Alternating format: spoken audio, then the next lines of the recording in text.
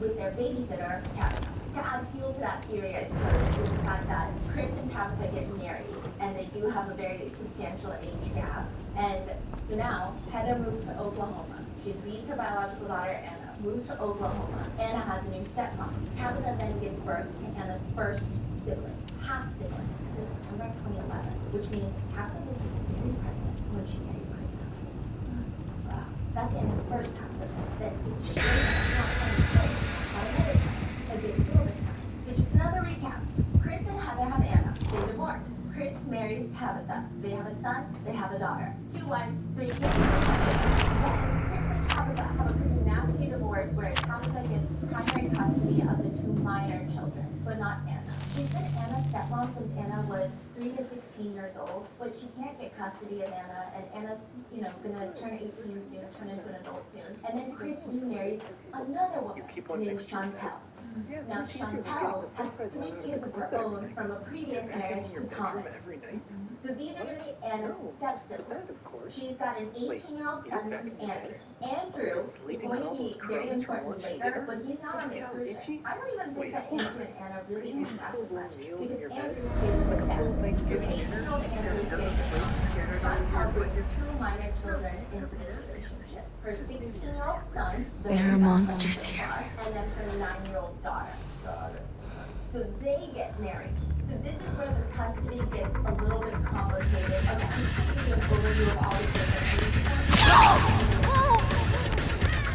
We have 18-year-old Anna, her 14-year-old half-brother from Tabitha, her 10-year-old half-sister from Tabitha, and now from Chantel, with no biological relation, she has her 18-year-old stepbrother Andrew, her 16-year-old stepbrother, and her 9-year-old stepsister.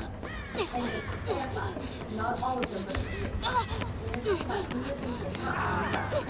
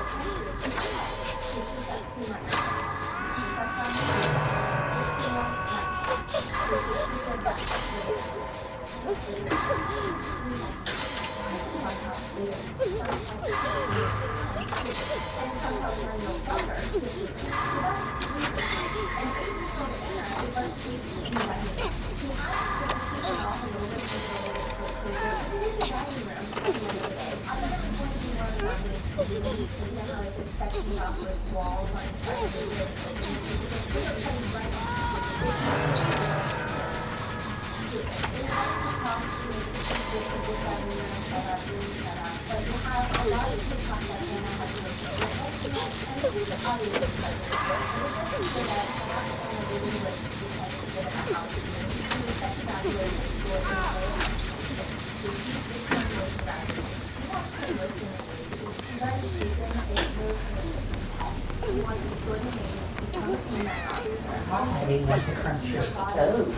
No. Yeah. Mm-mm. Yeah. Crunching 9 to 5. Gonna bite you in baby. No. Gonna munch your toe. Gonna crunch in your armpits. Mm-mm. No, I'm doing skill I checks. know. Trying to get me and this guy killed.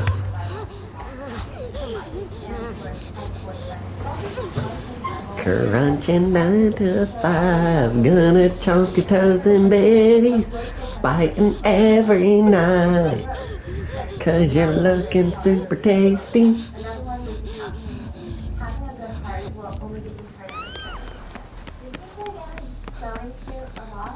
Some people call it Little miss, I think people what are you mewing at? and that's not You see I'm playing the game.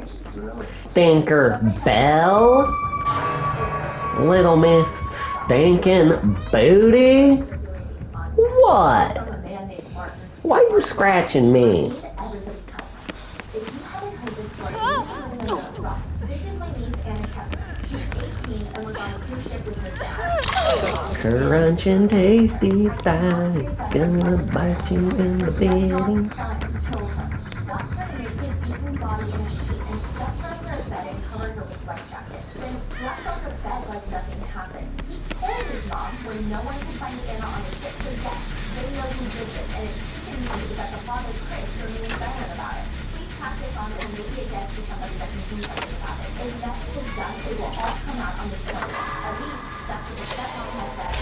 That the family is half rewarded in his band from the funeral to remembrance of life for Anna. Please pass this so my family can get closure, and the people who did this and lied and stalled to tell the rest of us what happened when it did, and you just look guilty of a cover-up.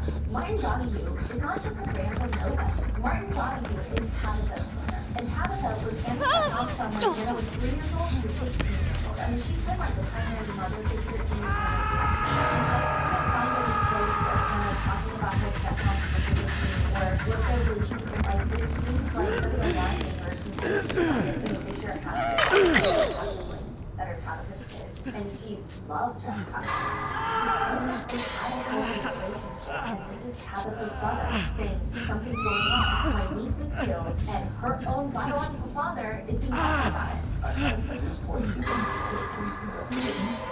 So what is he, I think right when the cruise ship docked and FBI showed up to the ship, a lot of Anna's Little mess.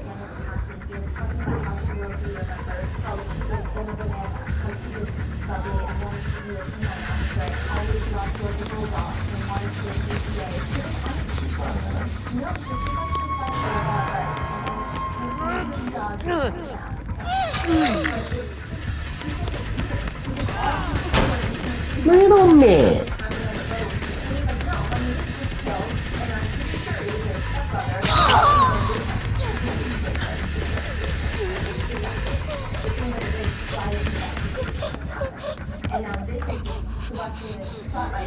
Little miss, you stink. Why you got the rankest booty? The murder, but this is the most detailed information that has come out thus far. And there are a lot of weird things about it. Immediately after this post, like 3 days after, Anna's grandparents do an ABC interview. And everyone's just talking about the room arrangements. The room arrangements are very strange. There are 9 members of the family joining the family, and you've got 3 rooms. So the first room, you just have Barbara and Junior Beckett. He's not as important. Barbara is Nima. This is like Anna's favorite person in the world, it seems like. And she's always surrounded by and Nima is doing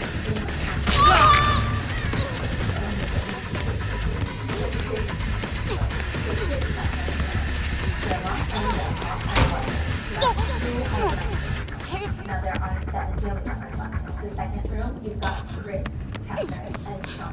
And then you have their 2 youngest daughters who are married. So you've got Chris and Tabitha's 10-year-old daughter, and then you have Chantal and Tom's 9-year-old daughter. So that's 4. Yeah, so there's 3 family members left. You've got 18-year-old Anna, Chantal and Tom's 16-year-old son, and Chris and Tabitha's 14-year-old son. So you've got 14-year-old half-brother and a 16-year-old stepbrother. We also have not included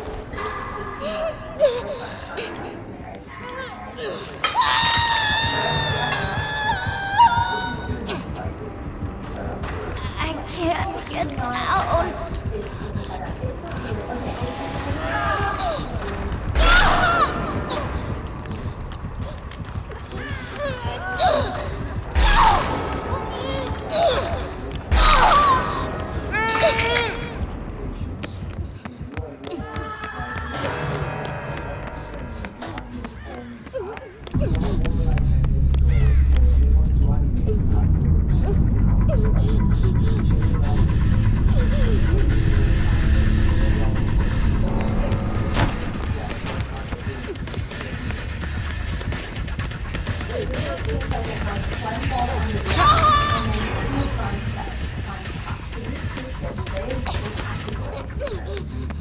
One bed where it seems like Anna probably slept in that bed, and then 2 of her tiny bunks. It seems like both boys slept in that bed. 14-year-old half-brother and 16-year-old stepson. But it's just, I'm not a parent, so I probably would not be remembering things like that. It's very weird to have an 18-year-old girl and a 16-year-old boy who have maybe known each other for 2 years, have no like blood relations, staying in the same room. People thought it was very odd. Because, okay, Anna and her half-brother, nobody thinks that's odd. and they grew up together. Whereas this boy, I mean, Anna just met this boy like 2 years ago. There's a lot of weird, and I'm not sure how they have relationships with that person. It was truly not one of us. There's just a lot of uncomfort, and a lot of people, a lot of parents have been sounding off and on the comments how they personally would have handled it. And it seems like most parents are in agreement, like, this would have been happening in their house. You could at least have an adult there. It almost seems like they put 18-year-old women there out of school. I mean, I think it really ties into what you're interested because I was just of but a lot of parents in the comments were saying it's like the life, a lot of people thought that Anna should have been with her grandparents. But then the problem that the couples will have is that you can't put a 16-year-old and 14-year-old so it seems like a irresponsible place for the adults. Little miss, you stay. Why we got the ranks And then they should have booty? figured something out with the 2 teenage boys. And then the second option would have been that Anna gets her own room. And then maybe the boys are with the grandparents. And then the third option that I saw pulled a lot was like, if you're taking 9 people on a cruise and you're budgeting, you just have to split up. So they were saying you should put Chris Kepner, the dad, with the 2 boys. And then you should put Chantel with the 2 young girls, maybe Anna, and then the grandparents can get their own room. But it just seems like maybe Chris and Chantel were very pretty selfish about the room organization. It was just weird room organization. No parent really used them. Yeah, I think parents in the comments that are saying, oh, this is perfectly fine. They seem to be from the like, it's very interesting. Now, even Anna's own grandma states to ABC. Whatever happened to that man, the only person responsible is the person that was in the room with Anna. According to Anna's death certificate, Anna Kepner died by mechanical asphyxia by another person. It has been widely reported that she was taken out of the bar hole, and this has been reported by her grandmother. This is her theory and hypothesis of how Anna was killed. Because we all know like this.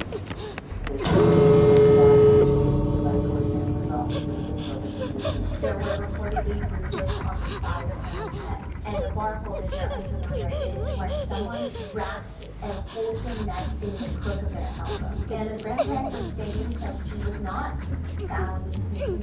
There were bruises on her neck from the asphyxiation, but it's not like Martin Donahue's ex-post where it says that she was beaten up. There was evidence of X-ray and all of these other things.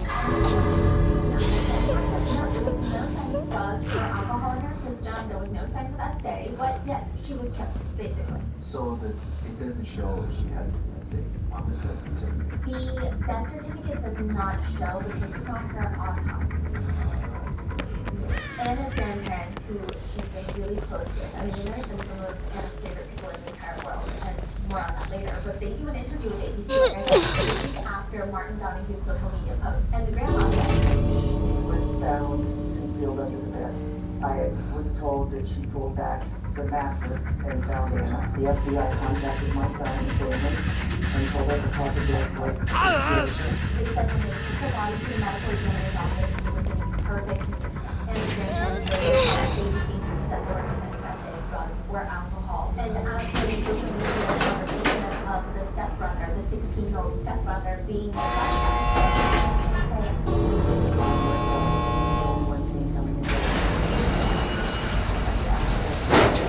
I don't know what happened in that room, but the information would be that he did something. Anna's grandma Barbara said that she actually snuck in on his 16-year-old and he told the FBI. I escaped.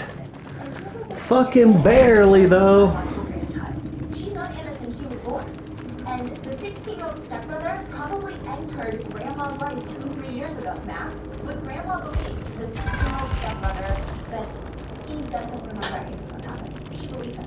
She says he was an emotional mess. He couldn't even speak. He couldn't believe what had happened. She says about their relationship, they were just like brother and sister. He was a good student, played soccer, very quiet young man. He had demons, I think, in his past that he was trying to expose. She ended the interview with a statement. This is bad. I hope that we can heal. Whatever happened in that room, the only person responsible